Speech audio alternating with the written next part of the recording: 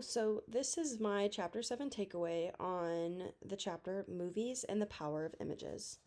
So, as someone who is very passionate about movies and someone who loves watching new movies, I was very excited to read this chapter.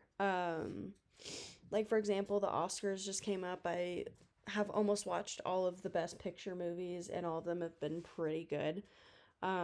So that being said, watching movies, I knew there was a good bit of money in the industry, obviously with all these high profile actors and high profile producers and directors who are very well known for having a lot of money. Um, but seeing that, for example, the Avengers Endgame movie earned almost $2.8 billion in ticket sales alone blew my mind.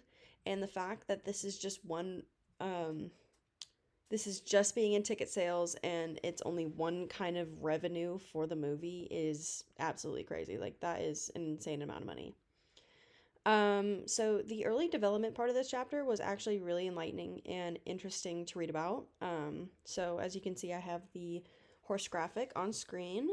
So I have seen this graphic before in like middle school, but I did not know that I was trying to prove that a horse gets all its 4 feet off the ground while running. So that was really interesting to read about. And along with this, the breakthrough of different things in this era, including the celluloid kinetograph, the kinetoscope, and the vitascope, which really helped skyrocket the movie industry into what we know as it as today. The growth of movies into what they are known as today had to also go through some construction to make it into that mass medium. Kind of like any of the new technology that we've read about in the book so far, it's like, what is the formula to get it into the public eye and to get it well known? So the book talks about how movies during its early times had to achieve what books do. It had to have a story that engaged the consumer. So, and this first had to be achieved during the silent film era, which is a task that I have literally no idea how anybody achieves. So, reading this immediately took my head to Charlie Chaplin. The fact that he was able to reach anybody no matter if they were 8 years old or 80 years old or what language they spoke and made them laugh by his actions alone on screen, I think is truly incredible.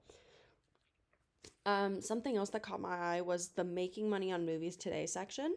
Just getting a little more modern and more to what we see today. It was cool to read. So, something that was actually interesting was the blockbuster movie format and how this was the way to help movies like Jaws and Star Wars to become the first movies to gross more than $100 million in the first year. I guess I didn't really know what the term blockbuster movie was before reading this. I thought it honestly just meant like movies at like blockbuster stores. But this format basically just helps with making movies more personal and getting the word out by massive campaigns. Overall, being a avid movie lover, I really, really enjoyed this chapter and I did get a lot out of it. Thank you.